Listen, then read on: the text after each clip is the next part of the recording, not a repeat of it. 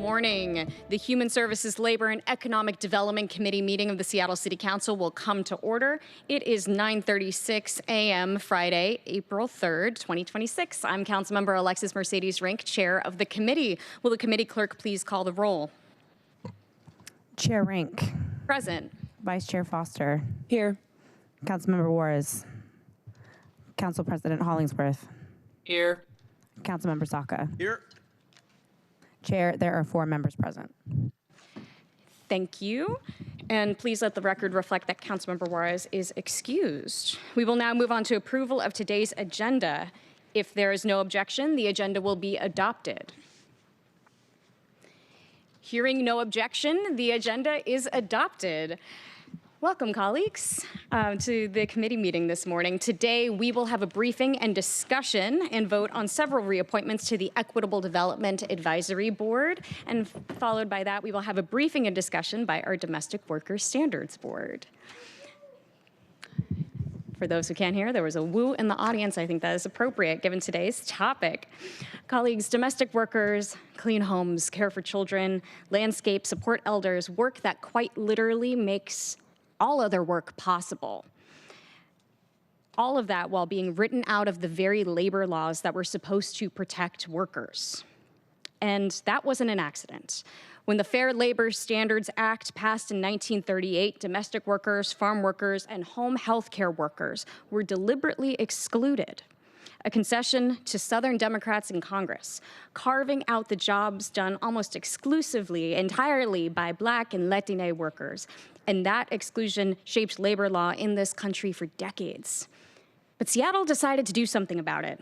And in July 2018, Seattle became the first city in the country to pass a domestic workers' bill of rights. And thank you to Councilmember Juarez, who is a member of this committee, for her work on that legislation. Now, this legislation, this was not just minimum wage protections, but something more ambitious. A domestic worker standards board, workers, employers, and community representatives at a table together with the power to effectively advise on industry-wide standards.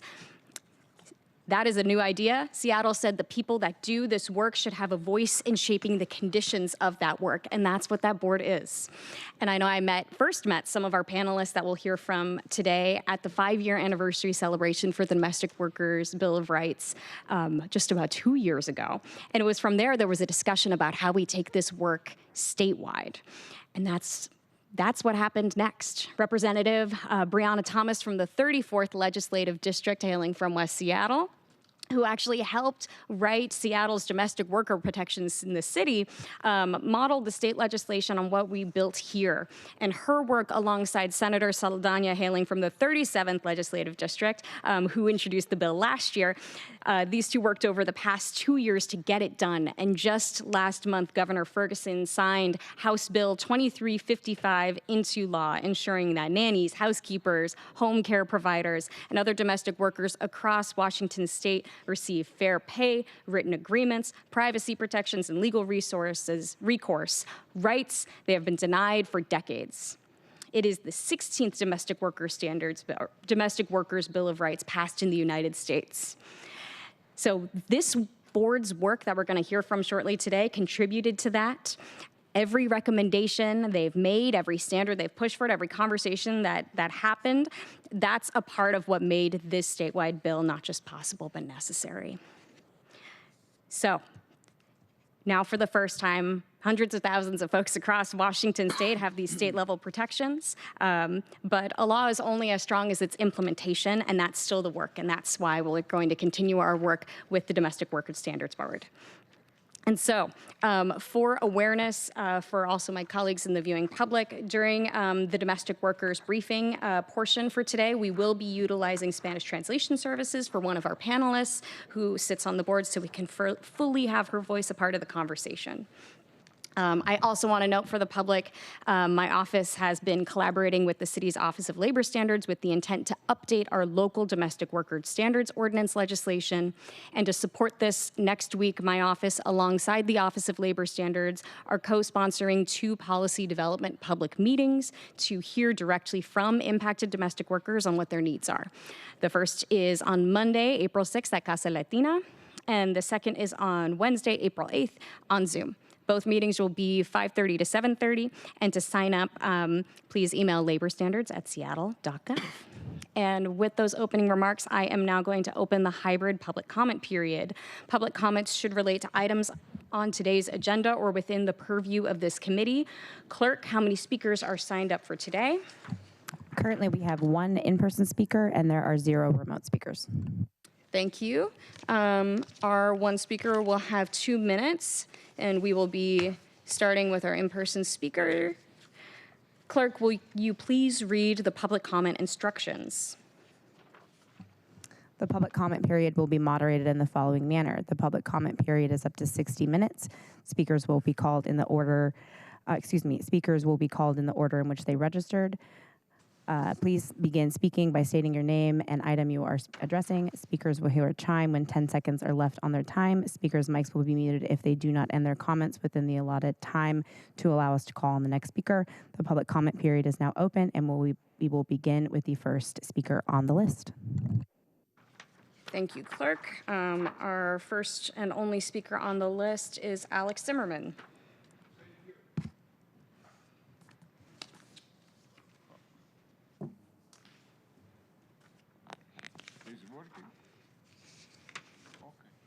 Yeah, my name Alex Zimmerman. Yeah, I'm president of Stand Up America. I 15 times candidate for election, 15 times. Yeah. They prosecute them Nazi fascist Gestapo bastard, prosecute me 7 times, all cases dismissed. And I have 7,000 days of trespass. I repeat for idiot what is don't understand what's going on in this city, in King Country. I have 7,000 days of trespass. Nobody in America have 7,000 days of trespass. Right now, I want to speak to people who give me trespass. For example, last trespass, what has happened 1 month ago, approximately, make for me a chair, a black woman. My question to her right now, very interesting, because we're talking about human. Mr. Zimmerman, can I pause time for a second? Can I ask you to keep your remarks related to the purview of this committee? Exactly, that's exactly what is I want talking. I introduce myself, right now I'm talking. So chair, black woman, my question to her, very simple, about human right. You're talking about human right all times. Yeah. You know who's Martin Luther King? And when he dead, why he killed him? Because he have different opinion in fighting for human right. So my question right now to people in Seattle, to council in Seattle, who for last 20 years give me 22 traffic tickets, so 5 years I cannot come and talking. So you, chair, black woman, understand difference between Alex Zimmerman and Martin Luther King? No, you don't. Is this a problem, what is we have? So, when you're thinking, so Martin Luther King, a bad boy, he kills them because he's a bad boy, same belong to me. Viva Trump, viva New American Revolution, stand up, slave and happy cow, and clean this dirty chamber from this bandit. I would like the record to reflect that those final comments there were discriminatory in nature and out of accordance with our council rules, particularly behavior such as threats, personal attacks, or use of racial, misogynistic, or gender-related slurs or abusive language are considered disorderly conduct. I would like that to be reflected for the record. And with that, Clerk, do we have any additional speakers signed up? We have no additional speakers. With that, I will be closing the hybrid public comment period. And we will move on to our first item of business. Will the clerk please read items 1 through 6 into the record? Item 1, Equitable Development Initiative Overview, Briefing and Discussion. Item 2, Appointment 03457. Reappointment of Juan Rodriguez as member of the Equitable Development Initiative Advisory Board for a term to February 29, 2028. Briefing, discussion, and possible votes. Item 3, Appointment 03458, Reappointment of Finico Glover Jr. as member of Equitable Development Initiative Advisory Board for a term of February 28, 2029. Briefing, discussion, and possible votes. Appointment 03459 3459, reappointment of Eliana Horn as member of Equitable Development Initiative Advisory Board for a term to February 28th, 2029. Briefing, discussion, and possible votes. Item 5, appointment 03460, reappointment of Tiffany Kelly Gray as member of Equitable Development Initiative Advisory Board for a term to February 28th, 2029. Briefing, discussion, and possible votes. Item 6, appointment 03461, reappointment of Stephanie Lockman as member, Equitable Development Initiative Advisory Board for a term to February 28th, 2029. Briefing, discussion, and possible votes. Wonderful. At this time, I believe our folks are joining us virtually, correct?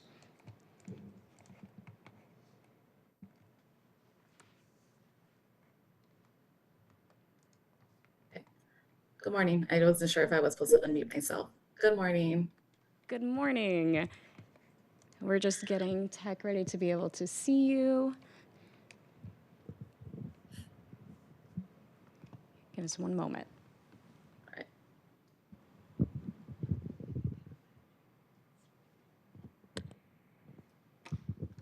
Colleagues, we'll be at ease for one moment.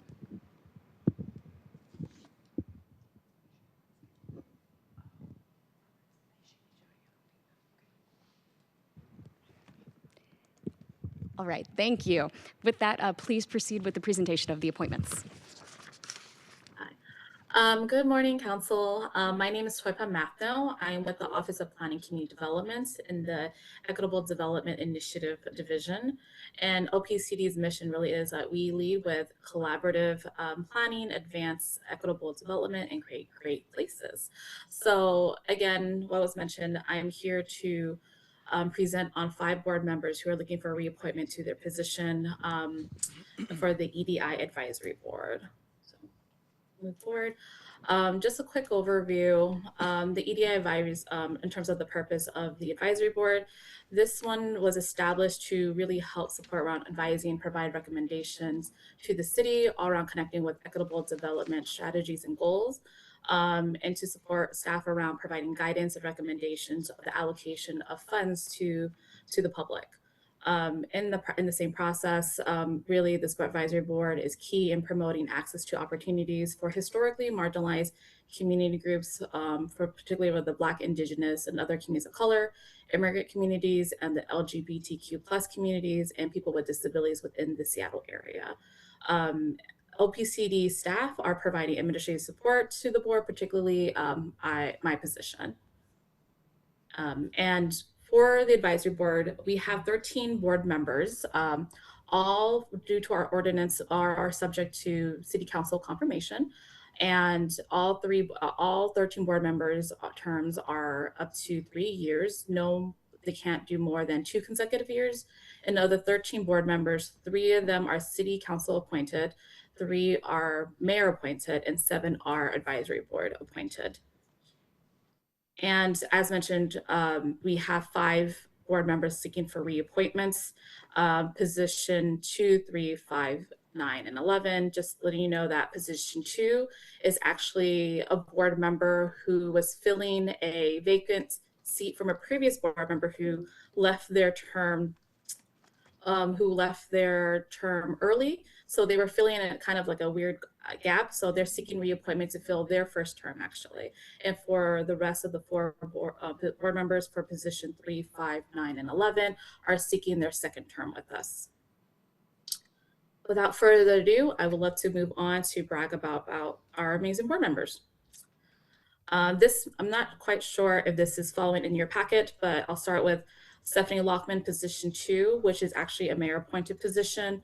Stephanie Lockman is currently actually a senior business finance officer who used to work for the People's Solar Energy Fund as a loan officer, which is a member driven nonprofit organization that truly supports community groups around affordable financing, capacity building, technical assistance to advance community accountable clean energy projects.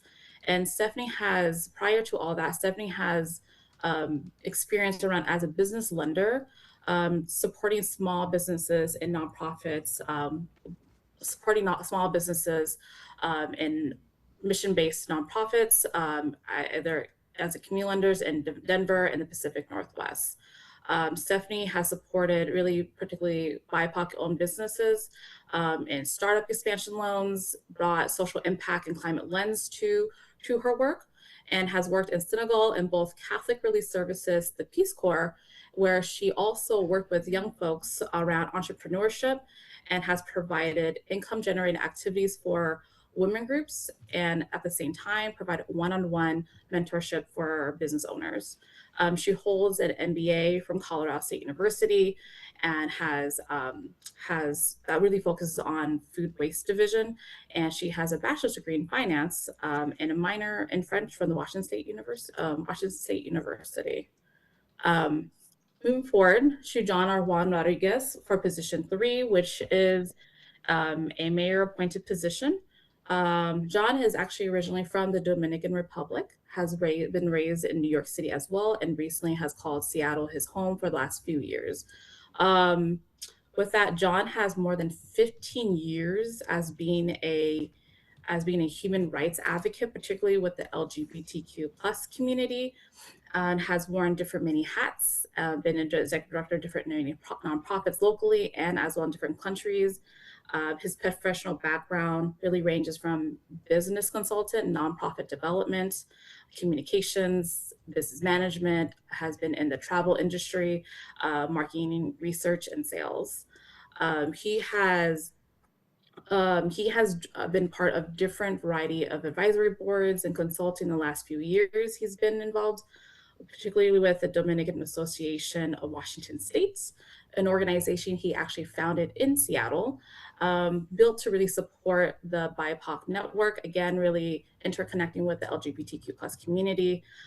He has also served as the co-chair for Seattle LGBTQ Commission from 2019 to 2020, and has served as the executive director from the Seattle chapter of Affirmation of LGBTQ Mormons, Families, and Friends, an organization that's close to his heart that supports LGBTQ members and queer X members of the LDS Church and faith, and founded the Dominican chapter for this particular organization. And I did forget to mention that he was also a human rights ambassador with the United Nations in the Caribbean. He currently, right now, if he didn't have so many hats on, he currently serves as the executive director for It Gets Better project, affiliated with the Dominican Republic, and co-chairs advisory committees around health providers for local and regional health programs serving King County, Snohomish, and the island counties. And he focuses on supporting peer support groups around spiritual and emotional support around suicide prevention for the LGBTQ youth in Seattle, and is fluent in both English and in Spanish. Nico Glover Jr. for position number 5. And that one is a city council appointed position, is a local community leader with more than a decade of experience around economic development, particularly focusing on centered and inclusive initiatives that uplifts underserved community. He was actually a former city employee as an economic development manager. He did a lot of work, particularly in the Rainier Beach area. He did a lot of work in the Rainier Beach area through job creation, strategic planning, building key community partnerships and in that process as well, he has worked with a lot of local King County social services around leading participatory budgeting efforts to make sure the local residents had a direct voice in public investment decision making. He is, again, mentioned earlier that he's a local community leader, meaning that he also has deep roots in South and West Seattle. He is committed to around youth empowerment, particularly around anti-displacement efforts in the community, and expanding any sort of opportunities to really uplift the communities in the area.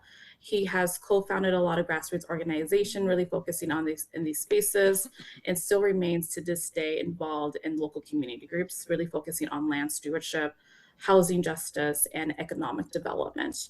He holds degrees from in urban and planning and regional planning from Alabama Agriculture and Mechanical University, as well as Arizona State University. So being local with his background, he's really excited to continue to bring those skills to the advisory board. Tiffany Kelly Gray for position 9, and this is a board appointed position.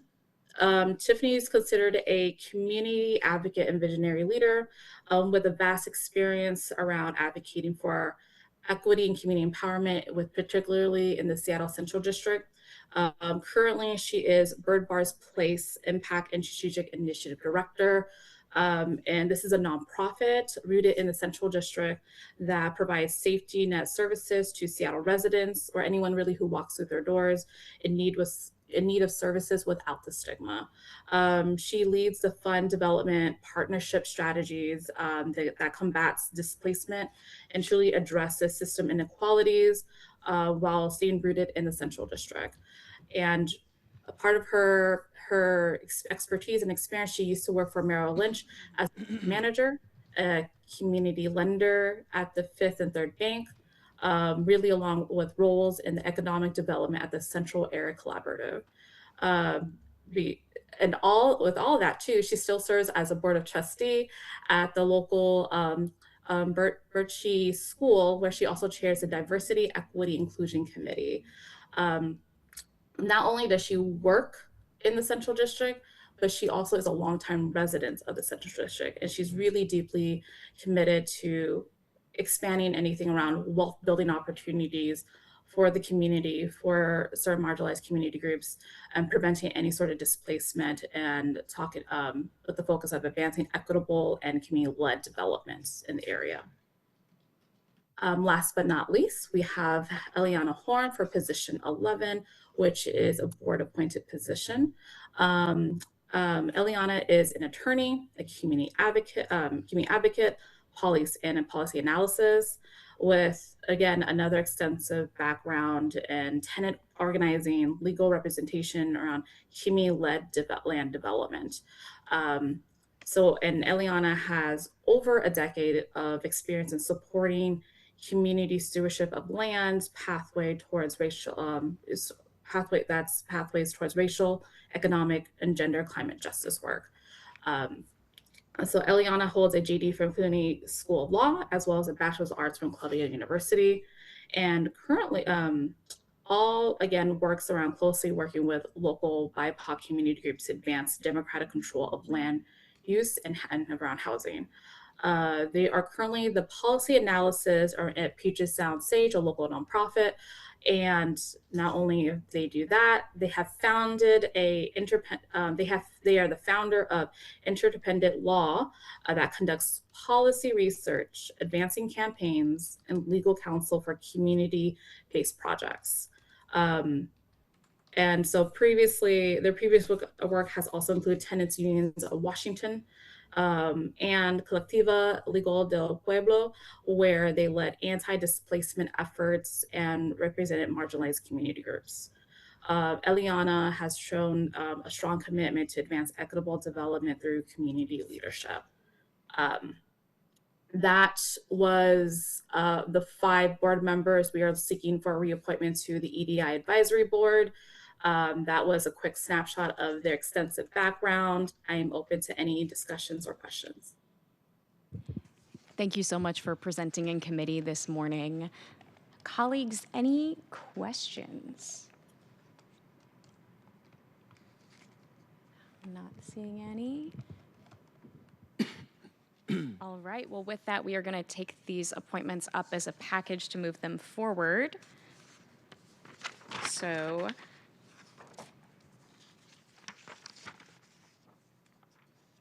I move that the committee recommend the appointments for confirmation. Is there a second? Second. Thank you. It has been moved and seconded. Any final comments? All right, easy. Will the committee clerk please call the roll on the recommendation to confirm the appointments? Chair Rink, Yes. Vice Chair Foster, Yes. Council President Hollingsworth, Yes. Councilmember Saka, Aye. There are 4 in favor, 0 opposed, and 0 abstentions. Great, thank you. The motion carries, and the committee recommendation that the appointments be confirmed will be sent to the April 14th City Council meeting.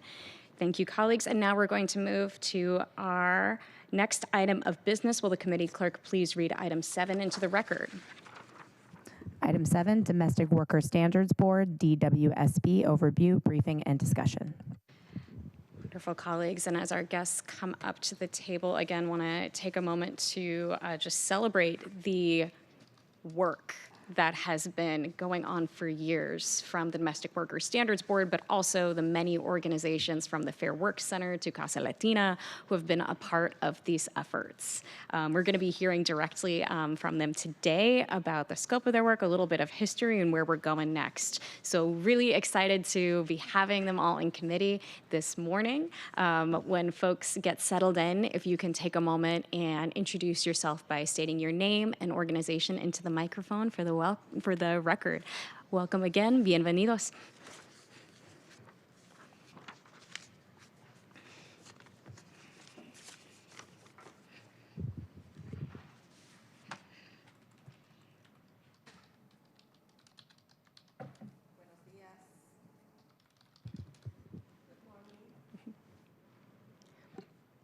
Okay.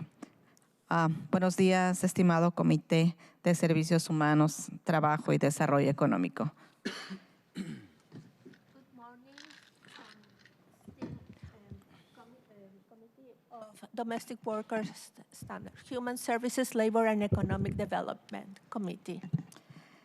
Gracias por la invitación para presentar a la Mesa de Estándares Laborales de las Trabajadoras del Hogar y Trabajadores del Hogar de la Ciudad de Seattle. Thank you for the invitation for us to present to the Domestic Workers Standards Boards of Domestic Workers in the City of Seattle. Mi nombre es Silvia González, una de las copresidentas del Domestic Workers, gerente de organización, representante de trabajadoras del hogar de Casa Latina. My name is Silvia Gonzalez. I'm one of the co-chairs of DWSB. I'm a manager of the organization. I'm a representative of domestic workers of Casa Latina. Y mis compañeros. These are my colleagues. Hi, everybody. My name is Jordan Goldwarg. I use he, him pronouns, and I have been a resident of District 4 for 16 years. I also serve on the Domestic Worker Standards Board in one of the employer seats. I employ a house cleaner in my home, and I got connected to the Domestic Worker Standards Board through the organization Hand in Hand, which is a national organization that organizes employers of domestic workers to be in solidarity with the domestic worker rights movement. Good morning. Good morning, Chair Mercedes Rink, Vice Chair Foster, members of the committee. My name is Diana Salazar. I'm a policy analyst and board liaison between the Domestic Worker Standards Board and our Office of Labor Standards. Happy to be here today.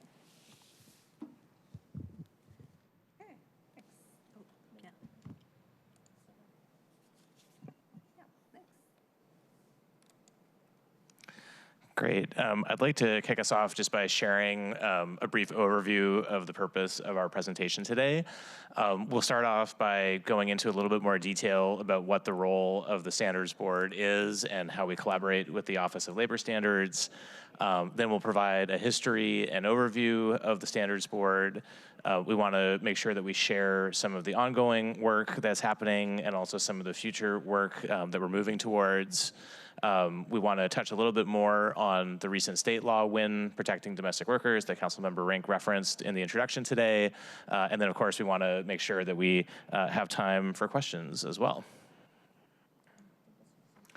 So just to start off with some background, this is a timeline going back to when the city passed the ordinance in 2018.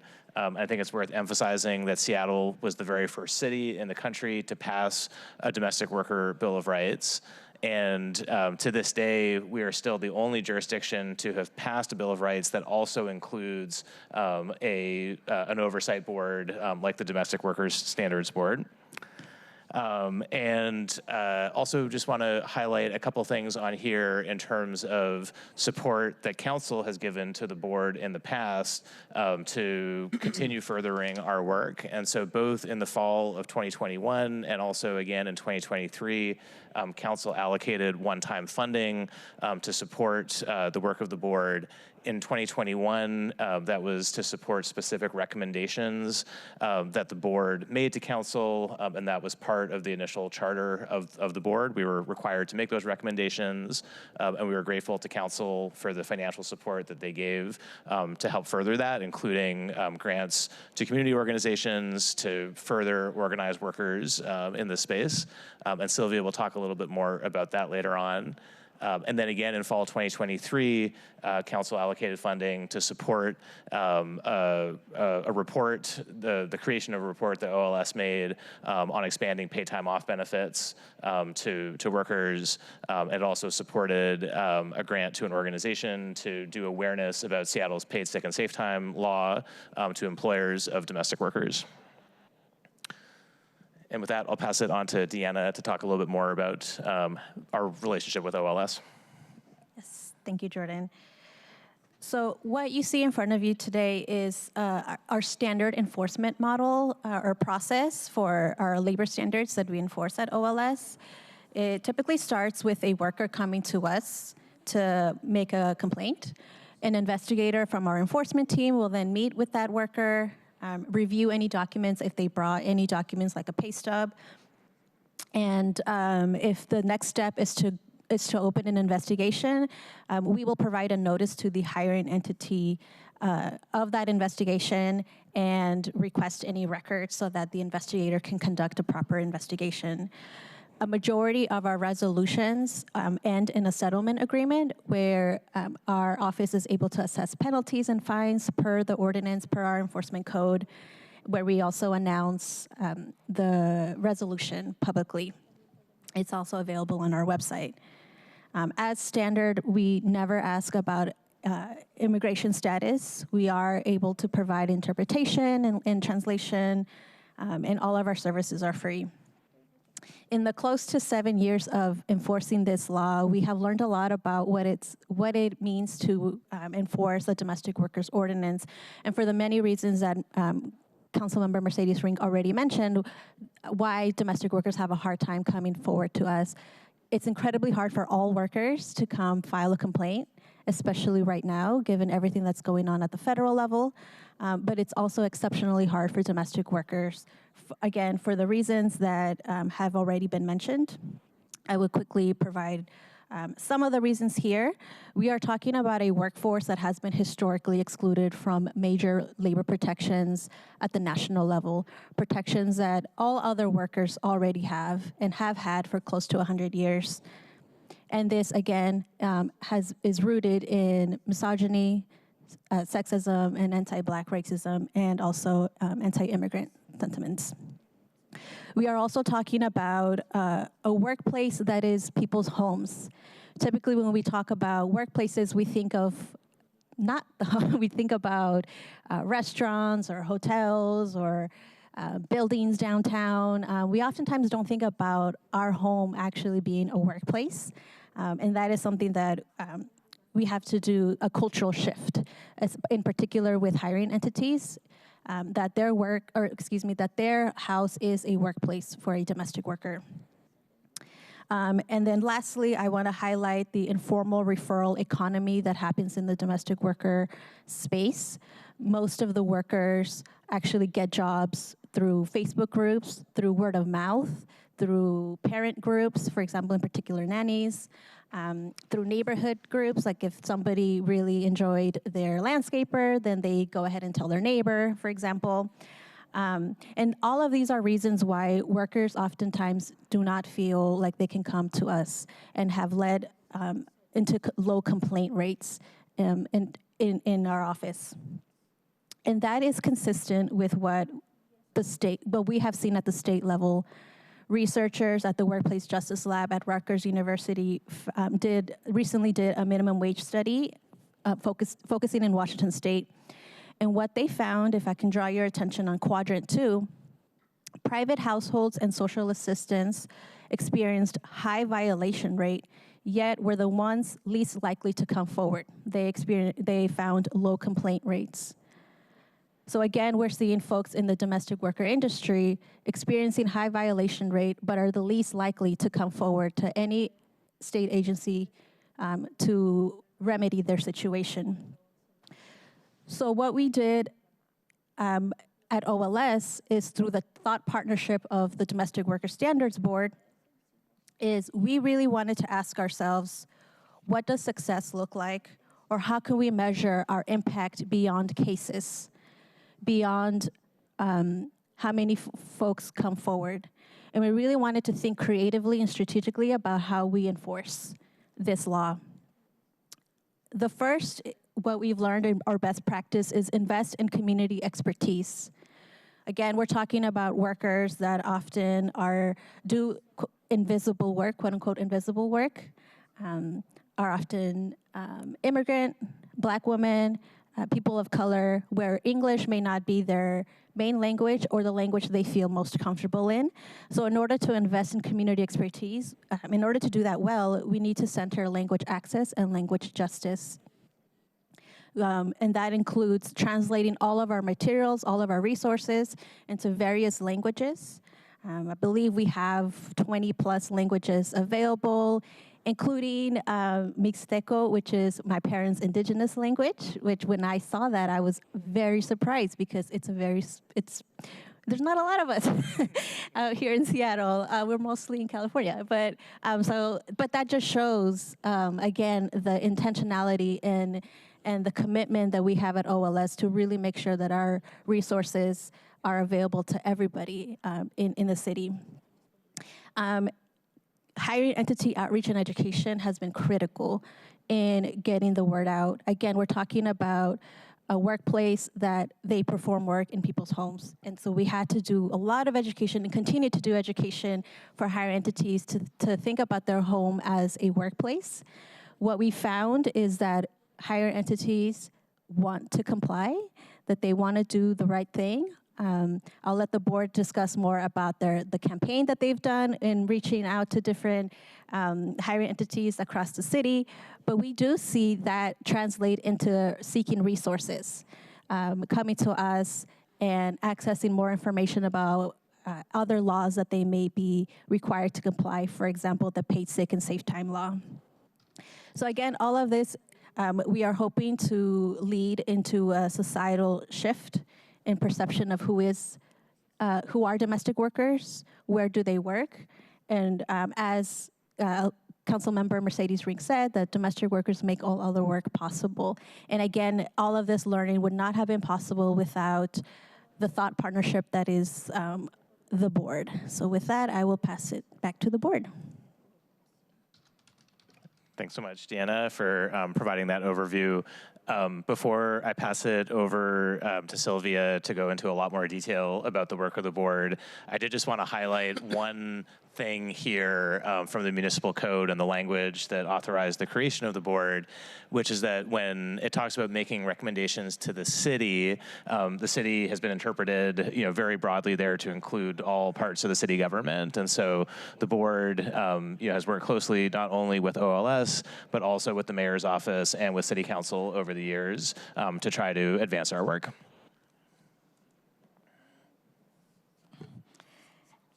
Gracias, Jordan. Voy a hablar un poquito de las características del board. Thank you, Jordan. I am going to speak a little bit about the characteristics of the board. Una de las características es que tiene una membresía, como lo mencionaba, creo que la concejal Alexis, ¿no? Tiene una membresía representada por trabajadores del hogar de cada sector, como niñeras, limpiadoras de casa, personas mayores y empleadores. Y también esta membresía incluye a empleadores o higher entity y a comunidades.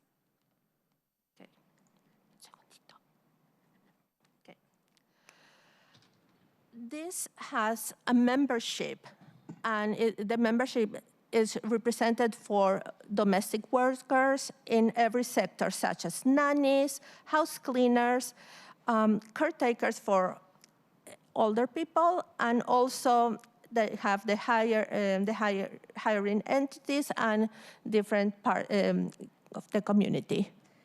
Y esta mesa de estándares laborales ha sido una de las pioneras en la justicia del lenguaje, dando la oportunidad para que los trabajadores podamos expresarnos en nuestro idioma.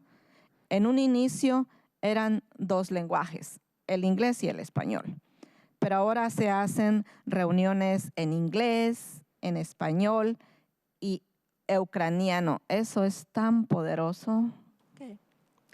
This board of the labor standards has been one of the pioneers in language justice, giving the opportunity for all the workers to be able to express themselves in their own language. At the beginning, it was only 2 languages, English and Spanish, but now the meetings are in English, Spanish, and Ukrainian. This is very powerful. Yeah. Y la Junta es el principal actor de interés para la Oficina de Estándares Laborales. La Junta es la que recomienda a la Oficina de Estándares Laborales qué es lo que ellos a su vez hacen las presentaciones al concilio y a la oficina del alcalde. En pocas palabras, los ponemos a trabajar.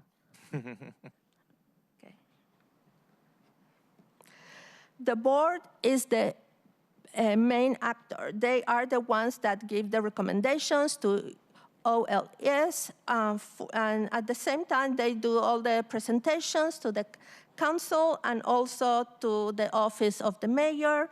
In other words, we are working. Otra de las características del board es que somos el modelo único en toda la nación. Nos han contactado de otros estados como la Coalición de Trabajadores de Uñas en Nueva York, los de trabajadores de Nueva York, los sindicatos de las uñas, salones de masaje, para compartir con ellos estrategias, avances y desafíos sobre cómo ellos pueden lograr la creación de una junta de normas como mecanismo para mejorar y hacer cumplir los derechos de las trabajadoras del hogar y de otros sectores laborales. Nos sentimos orgullosos de todo el trabajo que realizamos en la Junta y de los resultados que hemos logrado. Another characteristic of the board is that we are the unique model in the whole nation. We've been contacted from other states like the coalition, Workers Coalition, Domestic Workers Coalition from New York, also unions for nail salons and also massage parlors. They want us to share strategies, improvements, and challenges. And how can they do the same thing? How can they create a standard board, like for a mechanism to improve and enforce all the rights of all the domestic workers and other labor sectors? We are very proud of everything that we did in this board and of the results that we achieved. Voy a agregar algo que no está ahí. Recientemente fuimos invitados por UCLA Labor Center para hablar qué es lo que estamos haciendo en la ciudad de Seattle, por qué tanto impacto nacional. Y lo que hacemos en la ciudad de Seattle obviamente tiene impacto a nivel estatal, pero a nivel nacional. Y obviamente es el board, pero es toda la ciudad. Okay. Recently, we were invited by UCLA, the Labor Center. They wanted to know what is that we are doing here at the city, in the city of Seattle, that is having such a big impact, not only the state level, but also in the whole nation. We are impacting them. So we say, yeah, it's we have an a big impact nationally, but it's also because of the board.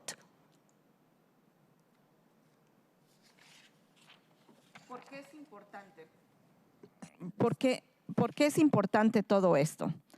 Tener una junta de normas laborales es importante porque reúne a los trabajadores y empleadores cada mes para hablar de cómo mejorar las condiciones de las trabajadoras del hogar. Why is it so important to have all of this? Because this is getting together domestic workers and hiring entities every month to talk about how to improve the labor conditions for domestic workers. Es un mecanismo formal para una abogacía única, constante porque es la manera de tener mejores resultados. It's a formal mechanism for a unique and continuous advocacy. It's important and it's constant because this is the only way to get better results. Es importante porque es la voz de los trabajadores del hogar donde son escuchados en espacios seguros. It's important because this is the voice of the domestic workers. This is a place where they can be heard, and this is a safe place for them. Educa e informa a los empleadores haciéndoles saber que su casa es un lugar de trabajo. This also informs and educates hiring entities for them to know that their homes is a place of work. Y es importante porque crea una estructura para la gobernanza más inclusiva, porque incluye justicia lingüística, presupuesto participativo y estipendios para los que representan a cientos de los trabajadores del hogar en el board. This is important because it creates a structure for governing in a way that is much more inclusive because it includes language justice, participative budget, and also grants for representing all the domestic workers.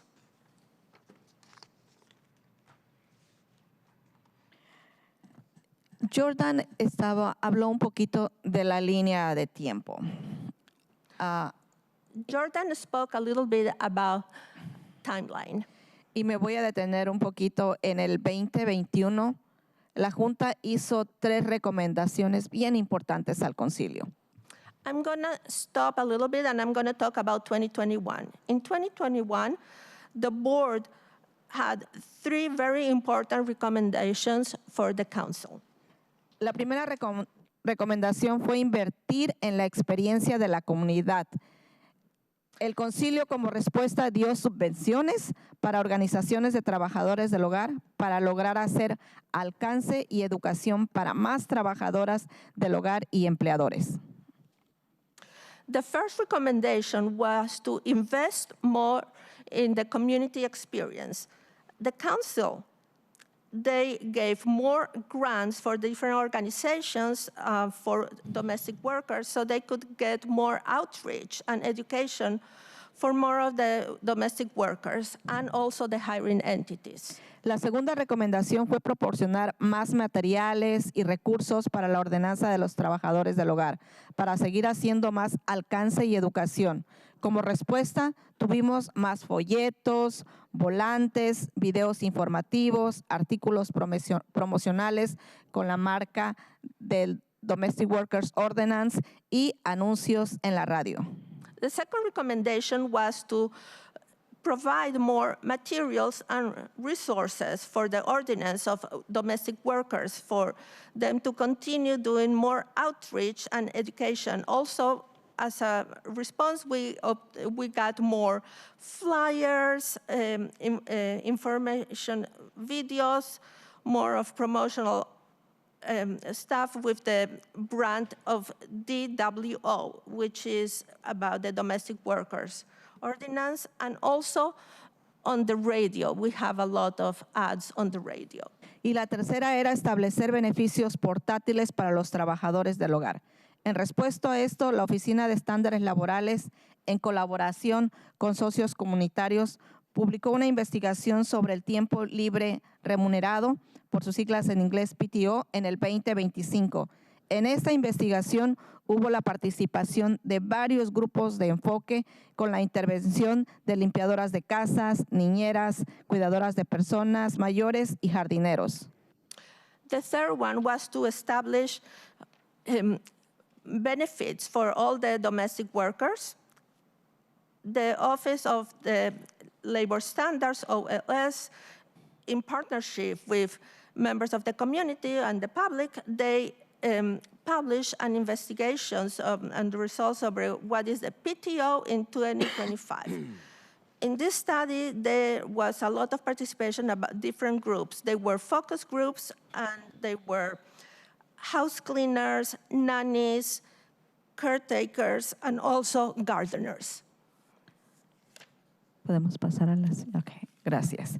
¿Y qué es lo que estamos haciendo actualmente? ¿Qué proyectos estamos en cursos? What are we doing now? What are the projects that we are doing and they are ongoing? Actualmente los proyectos en curso de la Junta es seguir trabajando con dos comités, el Comité de Póliza y el Comité de Alcance, para seguir avanzando con nuestro plan de trabajo. También seguir involucrados en recomendaciones para el presupuesto. At the moment are the ongoing projects of the board are to continue working with two committees. One is the policy committee and the other one is the outreach committee, so we can continue getting more with, continuing with our work plan. We are also engaged and we want to know more recommendations for the budget. Y ahora... Great, thanks, Sylvia. As Sylvia was speaking, I was reminded that oftentimes when people ask me about the Standards Board, I tell them that it has been one of the most meaningful civic engagement experiences I've ever had, and just like one of the most meaningful volunteer experiences, period. And I think that is coming through in terms of what you see around things like language justice, accessibility, inclusivity, and just the board's ability to actually affect change. And I think particularly over the last few years, as any sort of work around immigrant rights and worker rights at the national level has been so difficult, the work that we're doing here in the city, has a tangible, real impact on people's lives, and not only for workers, but I think that the domestic worker movement is one of the few truly cross-class, cross-racial organizing spaces of solidarity that we see in the country right now, and that's been really powerful in terms of bringing employers into the movement as well, and recognizing that justice is necessary for all of us tied together. So I want to talk a little bit about future work that is coming up for the board. And we've shared some of this information with some council members that we've had the opportunity to meet with in the last few months. But the big thing that's coming up is back in November, the board voted to recommend 3 proposed amendments to the ordinance. And OLS is currently working on drafting those amendments. And our hope is that those amendments will be approved by council at some point in 2026. So the first of those amendments is to mandate written agreements between employers and workers. And this reflects a real shift in what workers want and what's been considered best practice since the original ordinance was drafted. At that time, a lot of workers, particularly ones who were fearful about immigration status, were concerned about having a requirement for particularly written contracts, and that word contracts could invoke fear for people. But over the years, what we have seen is that workers really have come to believe that the benefits of having written agreements and having the terms of their work formalized with their employer outweigh any potential risk that comes from having that written documentation. And so there's strong agreement now among workers that the ordinance should be amended to include written agreements. The second amendment, which really comes out of some of the experience that OLS has had on the enforcement side, would require employers to maintain records of hours worked. And obviously this is something that most workers in most sectors take for granted, that there's going to be a record of timesheets and hours that people have worked, but that's not currently required in the ordinance. And what that has meant is that when there are enforcement actions, particularly around wage theft, employers can just deny, plausibly deny that, well, there's no record of this, and so the worker has no proof that they actually are owed these hours. And so the Second Amendment is to require employers to maintain records of hours worked. And then the Third Amendment relates a little bit to the question of paid time off, which is something that we'll sort of keep coming back to. But this amendment would include anti-retaliation protections for workers who use time off. And so currently, we know that many workers don't even have access to time off, to paid time off. But when they do, or even if workers want to take unpaid time off, fear of retaliation is one of the things that stops workers from doing that. And so we want to include an anti-retaliation protection. So those three amendments are in process. As Councilmember Rink mentioned, there's 2 listening sessions with stakeholders happening next week to get public feedback and input on those. And we sincerely hope that Council will take those up and pass them before the end of 2026. Outside of those amendments, I want to speak just a little bit more broadly about paid time off. So again, this has been a major focus of work because so many workers do not have access to paid time off. In some cases, there are workers who are classified as W-2 employees, like nannies who work many hours for a single employer, and those workers actually are covered under the city's existing PSST ordinance.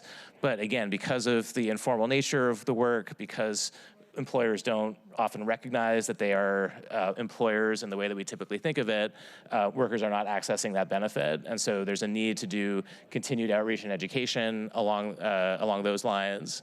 But then there are so many domestic workers, particularly those who work a few number of hours for many employers over the course of a month, like house cleaners. And those employers currently generally don't have access to any kind of paid time off benefit. And that's going to require creativity and innovation, looking at things like a publicly managed fund to provide that paid time off benefit. And OLS published 2 reports at the end of last year that go into a lot more detail about possible paths forward for expanding PTO access to all domestic workers. Next, there's just going to need to be continued creativity and innovation in outreach, education, and enforcement for all the reasons that we've talked about. I can say, just build on what Sylvia shared from the employer side. OLS, through its partner Hand in Hand, has used so many strategies to try to reach employers. And that's everything from like presentations to PEPS groups, to tabling at farmers markets, to a couple of sessions of door-to-door canvassing in neighborhoods that we've done to share information about the ordinance with employers. And that type of creativity and persistence is required so that employers and workers alike know what their rights and responsibilities are under the ordinance. And then there's also just a need for ongoing community engagement to determine what the emerging needs are. And I think to come back to the written agreements for a second, that I think points to the importance of having a standards board where worker voices are continually involved in the process, because as we know, best practices change, and what workers want can change over time. And so having this formal structure of the board and the outreach that the board helps to facilitate is one of those things that really helps to inform the work moving forward. Sylvia talked a little bit already about the many ways in which the board has been a national leader. There's a few more bullet points here that share that. I can also include that last year, Sylvia and I were invited to present to the New York Domestic Worker Coalition about the work of the Standards Board as they try to bring a similar board into that jurisdiction. We also always try to think about how we can improve and things that we can be doing better. One sort of continual area for improvement is continuing to expand representation and the voices of workers from communities that are not currently on the board. We know that we have good representation from Spanish-speaking communities and Garifuna-speaking communities. As Sylvia mentioned, we now have a Ukrainian board member and are doing trilingual interpretation. But just as one example, we have no Asian American representation on the board currently, and we know that there are many other communities whose members are engaged in domestic work, and so there's a need for us to continue doing outreach to ensure that more community voices are included. Another thing that we want to keep working on is continuing to sort of demystify city governance processes to include accessibility and make it easier for everyone to participate in the work. We know that coming to a public meeting for a board or commission when you're not familiar with the process can be very intimidating. There's lots of acronyms, there's lots of inside language that's used, and it takes a lot of work to build trust and safety and to make people feel welcome and included in that. And that extends also to some city processes. And so as one example, the required trainings that board and commission members are required to attend when they join a board or commission were offered unilingually in English until just recently when, thanks to Deanna's efforts, we were able to host a training for all DWSB members. And that training included simultaneous interpretation into Spanish. We recorded that meeting, and I believe that the city clerk's office is now using that recording to train other boards and commissions as new members join. And so that's great that we've got Spanish, but we know there's so many other languages that people speak in the city, and so continuing to increase accessibility and inclusion and demystifying the governance process is important. With that, I'll turn it back to Sylvia. Gracias, Jordan. Ahora voy a hablar de algo que todavía sigo celebrando, y yo creo que no soy la única. La victoria de la ley estatal para los derechos de las trabajadoras del hogar. Este fue un triunfo liderado por las voces de los trabajadores del hogar en colaboración con la coalición de trabajadoras del hogar del estado de Washington, que está formado por La Garífuna, Casa Latina, Fair Work Center, Working Washington, Firelands, Hand in Hand, y National Domestic Worker Alliance y SU 775. Okay. Thank you, Jordan. Now, I'm going to talk about something that I'm still rejoicing on, celebrating, and I am not the only one. That is the victory of the law, the state law for all the domestic workers, for the rights of the domestic workers, all of them. This was a success, and it was a very important thing for all the voices, for all the domestic workers, and this was done in collaboration with the Coalition of Domestic Workers of the state of Washington. That is, it consists of ALA Garifuna, La Garifuna, Casa Latina, Fair Work Center / Working Washington, Firelands, Hand in Hand, National Domestic Workers Alliance, and SEIU 775. Pero también quiero resaltar el papel que tuvo la Junta. Varios miembros de la Junta que representan a los trabajadores del hogar fueron unos organizadores claves para esta movilización. Y el apoyo de Seattle OLS fue un punto importante para las sesiones de escucha para la Carta Estatal. El testimonio que se compartió fue de mucho impacto, basado en la experiencia y el resultado de la Carta de Derechos de la ciudad de Seattle. Yeah, bravo. Yeah.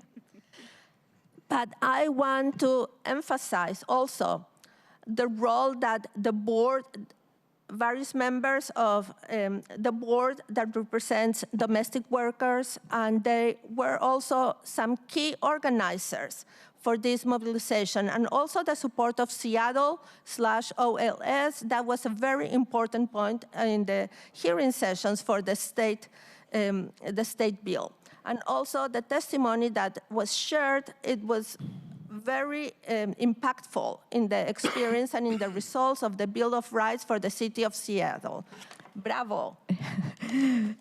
Somos el estado número 13 en tener una carta de derechos para los trabajadores del hogar. We are the 13th state to have a Bill of Rights for domestic workers. Y yo sé que la concejal Alexis ya lo mencionó hace un poquito, ¿verdad? Pero ¿qué fue lo que ganamos a nivel estatal? Que los trabajadores del hogar que trabajan con un empleador o un hire entity por más de 4 horas cada mes tienen el derecho siguiente: derecho al salario mínimo del Estado, derecho a un acuerdo con información sobre sus derechos, prohíbe que los documentos personales sean confiscados, protecciones contra represalias, avisos de despedida, derechos de acción directa y enforzamiento por medio del Washington Labor and Industries.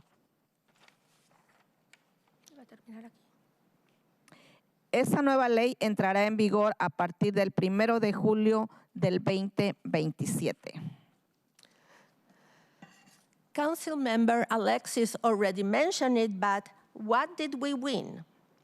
Domestic workers that work with a hiring entity for more than 4 hours per month, they have the following rights: minimum wage, the state minimum wage. They also have the right to have a formal contract with more information about their rights. They are not allowed, it's forbidden for the hiring entity to take their personal documents and confiscate them. They have protections against retaliation. If they are going to be fired, they need to have previous notice, and they need also rights for direct action and the enforcement by the Washington Labor and Industries, LNI, to all the rights. This new law, this new state law, will start on July 1st of 2027. Gracias, Diana, por las fotos. Thank you, Diana, for the photos. Aquí tenemos 2 fotos que proyectan una energía tremenda. We have here 2 pictures that they show a very immense energy. Esas fueron el 9 de marzo. Recuerdo que no cabíamos en ese espacio. Those were taken on March 9th, and there was not enough space for all of us. Antes de la firma de esta carta se firmó otra. Before the signing of this bill, there was another one, a previous one. Y estaba viendo, porque también estuve en la otra, y estaba viendo la foto anterior y había tanto espacio para más gente en la foto, pero esta foto genera una energía y un poder muy bonito. I was present at the signing of the previous bill, and there was almost nobody there. There was so much empty space. But this picture shows so much energy, so much power. Y la representante Brianna Thomas lo dice todo en esa foto. Representative Brianna Thomas, she says everything you need to know about in that picture. Pero tenemos un año de mucho trabajo. But we have, this year is going to be a lot of work. Rulemaking, más grupos de enfoque, hay que dar alcance a cada condado del estado de Washington. We need to create more focus groups and outreach every single county in the state of Washington. Ya, gracias. Thank you. Oh, me encantan las fotos. Gracias, Diana. Esas son fotos de los retiros que hemos tenido como junta. I love these pictures. Thank you, Diana. These are pictures of the places we were together, the rest with the board. Gracias. ¿Preguntas? Questions? Gracias. Me gustan las fotos también. Estamos muy felices. Bueno, pues, colleagues, questions, preguntas. Recognizing Vice Chair Foster. Thank you so much, Chair. And thank you for presenting to us today. And I really appreciated the briefing that we had a few weeks ago to hear about your work and your organizing. And I just appreciate the energy, the hard work, and the joy, especially in the pictures that you shared in the presentation. My question is, I know you walked through those 3 potential updates to the ordinance, one of them being around requiring a written contract. And I was thinking about this, and I wanted to hear more about how you're thinking about what would constitute a contract, especially knowing this work, as you've described it, is sometimes formal and sometimes informal. And so, for example, a text message confirming, we'll see you next Tuesday, or, et cetera, et cetera. Just curious if there's more that you can share. And I know in other court cases that's been enough for a contract. Even there was a case that I listened to on a podcast others may have heard of, where there was that thumbs up emoji that constituted a contract. So I'd love to hear more about how that written contract is being conceptualized.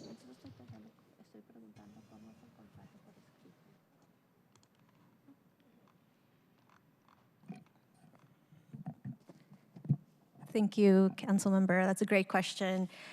Yes, so that is one of the points of the stakeholder meetings next week, is to hear from workers. For example, as Jordan mentioned, we are calling it written agreements because I think contracts does have, especially when we translate, does have a different tone. Yeah. And for that, one of the questions is, how do you typically reach an agreement currently? Is it text message, email? Ultimately, we just want to make sure that both the hiring entities and the domestic workers are aware of what their responsibilities are, what is expected when they arrive to perform their work, and what the location, their pay. As Sylvia mentioned, the state recently did add a requirement for written agreements for the state. So there's language there that we can look at as well for some guidance. Thank you so much, and I appreciate the correction to written agreements. I'll use that language moving forward, and looking forward to hearing more. Thank you. Yeah. Thank you, Chair. This is why I asked Diana, it's agreement or contract? Yeah, thank you. Thank you, Vice Chair Foster. Recognizing Councilmember Saka. Thank you, Chair. I'm also going to ask a question about a contract. And as a non-practicing lawyer, commercial lawyer, who has negotiated countless multi-million-dollar complex licensing deals and also represented individuals and communities and small businesses pro bono, helping them establish and grow their businesses. I have a lot of personal insight and expertise with contracts in particular. And so when Councilmember Foster was talking about contracts earlier in the emoji case, and I was traumatized a little bit a little bit of a throwback to my first year of law school, my contracts class. But contracts generally require offer, acceptance, and consideration. You can go deep on what that means. But it is a great and valid point about contracting. I would be curious to better understand sort of the purpose and goal of that beyond protection of the workers. Because as someone who's drafted, structured, negotiated, helped interpret and advise on contracts for people, these contracts can be very complex, and it can be in the form of a text message, writing on a napkin, or a formal legal document or agreement. But when we're talking about, someone generally hiring a worker, especially one from immigrant and refugee backgrounds and communities, many of which I represented in my previous pro bono work, These are not what's known as an arm's length transaction, meaning in an arm's length transaction, it assumes multiple things, including that each party has equal bargaining power, equal bargaining position. That's not at all the case in these situations generally. And so what does that mean? It means there's a lot of asymmetry in the bargaining power and position of the respective parties, the ultimate result of which can lead to very unfavorable and very confusing terms for workers. And if those terms in the contract are litigated in court, can lead to findings of unconscionability or the notion that the contract is not enforceable because the terms are just so unfair and one-sided, which many of them are. So beyond the sort of mere requirement of having a contract or a written agreement of some sort in whatever form, would just love to better understand kind of like the purpose and goal here, and as a lawyer just trained to think around corners and anticipate issues. Are you thinking about, for example, as part of this new legislation, adding a model contract, model provisions of some sort, including minimum, and these are just illustrative examples, including minimum required terms that workers need and want, like the term of the contract, when it starts, when it ends, the pay, how it can be terminated or ended. Those strike me as key terms that are more favorable and workers would want more certainty around and clarity up front around. How are you thinking about purpose and goal? Question one. Two is, how are you thinking about potentially implementing this? It's a great idea, by the way, but I just want to help us think around some corners here. A lot of issues lurking there.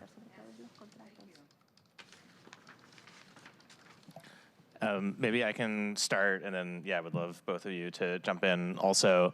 Those are great questions, and on a practical level, so yes, definitely yes to model agreements, and in fact, OLS already publishes a model agreement that is, currently entirely optional, right? And so this is something that would require, make that a requirement. I think, maybe just to give some examples that we hear about on the board, from an employer perspective, I think that oftentimes the value of a written agreement just really helps to bring clarity and transparency to what the expectations are, even for like a one-time cleaning, one-time house cleaning. And, some workers prefer to work by, charge a specific amount for a job and say, I'll charge X dollars to clean your home. Some people have an hourly rate, and, that can lead to a lot of, confusion in terms of, if we're doing the hourly rate, but you have an expectation that I'm going to be, cleaning the inside of your refrigerator, and I didn't know that that was the expectation, that's going to take more time, right? And so we need to know ahead of time, what are the specific terms of what's going to be done during the job. And I think what I hear on the board as well is that contracts become a tool of education and empowerment for workers as well. And knowing that this is an expectation, many workers feel more empowered to actually have that conversation up front before accepting a job, to know what specifically is being expected of them. And so it becomes a tool for empowerment, for transparency, for education on both sides. And I think just the last thing I'll add before I pass it over is, we're in the fortunate position of, even though we were the first city to pass a Bill of Rights, many subsequent Bills of Rights have been passed in other jurisdictions that have required written agreements. And so, we have other examples to look from and to learn from. And to my knowledge, I don't know of any, legal cases that have been brought related to written agreements for domestic work. Gracias, Jordan. Y por eso van a ser bien importantes los grupos de enfoque que vamos a tener, porque los mismos trabajadores dan ideas de cómo ellos esperan que pueda esto enforzarse o cómo pueda esto aplicarse. Sí. Thank you, Jordan. And that's why it's so important, the focus groups, because they will give ideas on, the workers, they will give ideas on how can this be enforced and applied. I'll just like to add that to what Jordan said, there currently are 3 other states and 3 other cities that already require written agreements between the domestic worker and their hiring entities. And yes, of course, we would create models. Part of our thinking, and again, the board voted on this in November. We are starting to do our legal research, our policy analysis to provide some guidance and hear from stakeholders. So there's definitely a lot of ideas that we still are thinking through, and appreciate your experience and ideas. But at a minimum, we would also make sure that the written agreement be also in the primary language of the domestic worker. That is a consistent practice with the other jurisdictions that already have an agreement. That is also what the state has provided to make sure that both parties are fully aware of what their responsibilities are. And ultimately, again, the goal is workplace transparency. The last thing I'll mention is we currently enforce another law that has to do with independent contractors with contract requirements, and that is the ICP, the Independent Contractor Protections. So again, we can also lean on our experience in enforcing that law to look into written agreement requirements in the workplace. Thank you. Appreciate everyone's perspective here. Very, very helpful. I think that framed in my various questions, I think the overarching, taking a step back from a more strategic perspective, the overarching concern that I have and I'm sharing and that I'm elevating to your attention is contracts are terrific. They bring clarity, certainty, predictability, but they can also be incredibly confusing. And even for sophisticated parties, they're often laden with legalese. Put a document, multi-page document in front of someone with all this legalese that can be very confusing. And so as a starting point, putting them in the language of the preferred language of that's a great starting point. But it still could potentially lead to a lot of questions around, like, who do I go to for legal advice? What happens? And so, high-level concern, how we implement this in a manner that still protects workers and still protects their interests, because these are not, again, at arm's length transactions. There's no symmetrical bargaining positions here.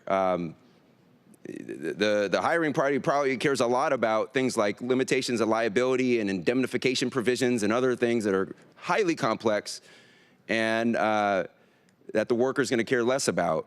So, like, what are the minimum things that you're going to want to include to actually protect the workers? So, it sounds like you guys are all through all the processes here described and the firsthand experiences, already thinking about some of these things. But I just encourage you to continue to think about how you can address the higher level concern around, potential concern around making sure we minimize confusion and avoid unconscionable situations and deals for our workers. Thank you.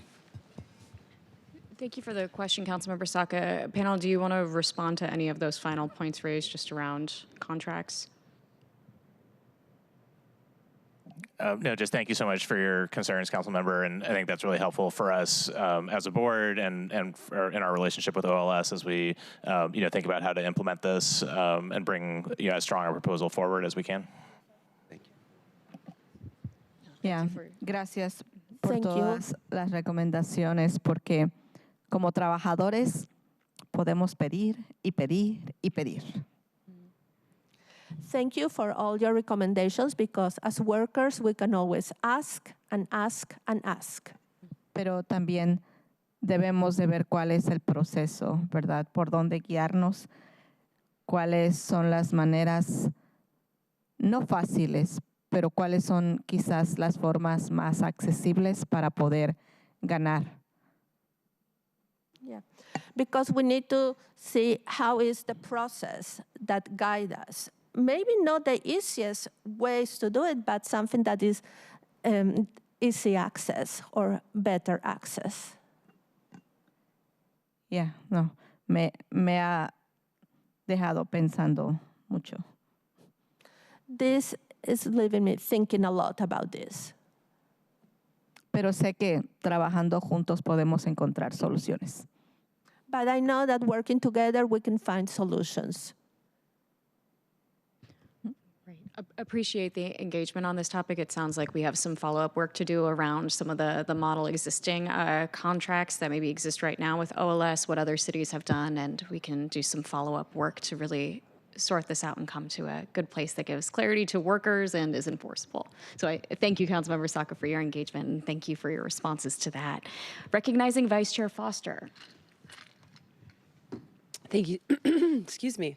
Thank you so much, Chair. I really appreciated that discussion, and I wanted to clarify my previous question, which was really around an intent of understanding what would be the way that best serves workers for the written agreement. I'm now removing contract from my language. So I appreciate that. And so I'm looking forward to hearing the recommendations that come from the engagement. And we talked about this when we met a few weeks ago. I'm an employer. And so I'm like, well, we text message. Does that count as a written agreement? What should I write it down? So I'm sitting here kind of thinking about that. And I really appreciate your clarity as well around the primary language being a key portion, as well as just having something that's written down that folks can go back and refer to so that they have something if there is a dispute between the employer and the employee feels really important. So I'm really excited to engage on this. I just wanted to clarify the intent of my previous question and appreciate you. Thank you. Thank you. Thank you, Vice Chair Foster. All right, colleagues, I have a couple of questions, and I know we have some extra time too, so still invite you to chime in and raise your virtual hand if you have additional questions. But I'm going to dive into a couple, just one more logistical for the Office of Labor Standards. Understanding that now the state legislation under this, L&I will now have an enforcement role. How are we going to be delineating and directing people when that goes into effect? Should we be directing folks to go to the Office of Labor Standards first, knowing that they have an enforcement role, or are we having folks now go up to the state level once this goes into effect? Thank you for that question. Yeah, we are in constant communication with L&I on other similar labor standards that we may be aligned in. I think one outcome or one potential outcome is if City Council decides to amend the DWO, it will be consistent, or if not more protective than the states. For example, in Seattle, we don't have hourly threshold for coverage. However, the state does. So again, we would want to ensure that whatever is the most protective law is what we can enforce here in Seattle. But yes, also similar to what we are thinking about if the amendment goes through, we will really like to partner with L&I on rulemaking so that we have consistent rules for both the city and with the state, and have both the state law and the amended version go in effect at the same time, again, for that. So there is some parity in enforcement, and there isn't, for example, to your question, Council Member, if we need to then direct folks elsewhere. We want to make sure that there's consistent communication and consistent enforcement and protections. Thank you. Vice Chair Foster, is that a new hand? Oh, no. Okay, just didn't want to make sure. Wanted to make sure I didn't miss you. Building on this point, the legislation goes into effect July next year. Beyond the 3 amendments to our existing ordinance, what further preparation work will be done by OLS as we're nearing that going into effect? And is there anything you need support from council on in preparation for that? Y en español, la ley estatal comienza a las julio 2027 y con los 3 amendments para este concejal, ¿qué más trabajo hacer para el OLS y DWI y qué apoyo necesitan de este concejal?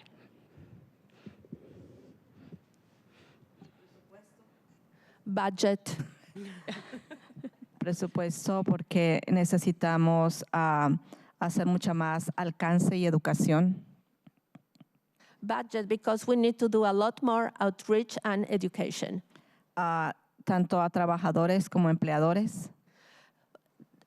For workers and also for the hiring entities. Y también, obviamente, cuando hablo de budget, hablo de poder apoyar a organizaciones que trabajan con trabajadores del hogar. And when I mention budget, also to be able to support organizations that work with domestic workers. Porque la mayoría de los trabajadores se sienten más cómodos acercándose a centros comunitarios que a la oficina de OLS. Because the majority of workers, they feel more comfortable approaching community centers than OLS. Creo que eso es lo que yo pienso, no sé qué puedan agregar, compañero. That's what I think. I don't know what else to add. I'll just add that as far as OLS, I have my colleague right here behind me, Jennifer Molina, who is our outreach specialist, who is currently working on providing educational and public-facing materials on the differences between the Domestic Workers Ordinance and the state law. And if council amends the Domestic Workers Ordinance, of course, we will have more educational materials, again, highlighting the similarities and differences to make sure that the public is aware of the distinction and where they can go for support.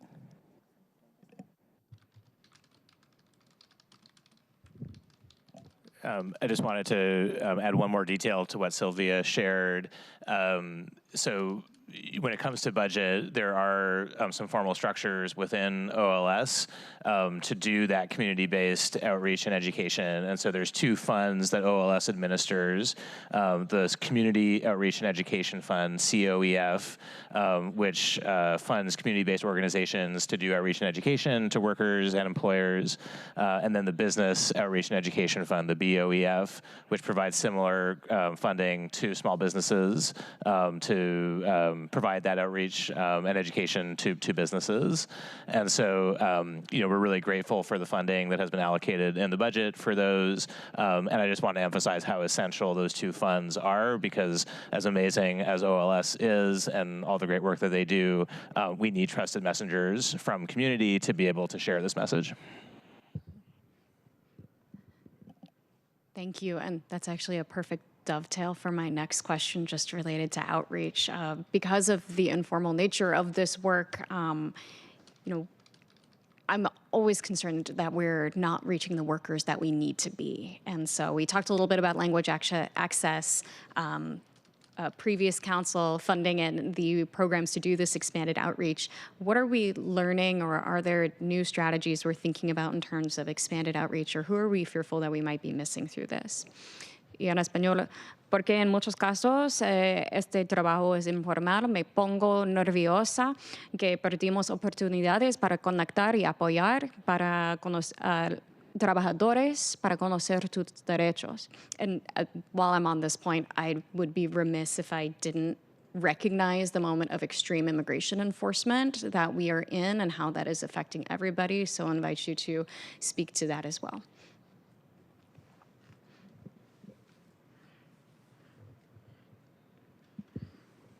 I can start on this one. And yeah, I think we actually, at our standards board meeting just on Monday this week, got a great presentation from Jennifer, and she was soliciting feedback from board members around, what are additional creative ways to do outreach and enforcement. And so one example was talking about school, education through schools and partnering with SPS, knowing that, obviously so much domestic work happens in a family setting, and that schools are a way that we can reach a lot of families in the city, both employers and workers. And so that could be one possibility. We talked about partnering more with the library and with community centers to do outreach in those settings. One thing that OLS has already been doing, which it came from the enforcement side, but I think also is applicable to outreach and education, is OLS has started building relationships with a lot of local consulates, knowing that nationals of those countries often seek services from the consulate if their rights have been violated. And so by building those relationships and letting the consulates know, what resources are available through OLS, that hopefully becomes a way to reach more people as well. But yeah, I mean, this is, I think, like one of the key challenges of this work is, how do you reach people? How do you reach hard to reach populations? And so requires just, continual creative thinking and ideas from as many stakeholders as we can. Creo yo que uno de los grandes retos de poder alcanzar a más trabajadoras del hogar, aunque hemos hecho un gran avance en la justicia lingüística, uno de los grandes retos siempre es el idioma. I think one of the biggest challenges for outreach for domestic workers is language justice. That's always one of the most difficult things. Porque sabemos que no hemos logrado alcanzar a la comunidad asiática, a la comunidad somalí, que muchas de estas comunidades hacen trabajo de caregivers. Entonces, no es tan fácil, ¿verdad? Hemos avanzado, pero podemos avanzar más. Because we know that we were not able to reach the Asian community or the Somali community, and they work a lot as caregivers. So we know that we have done a lot, but we can still improve more.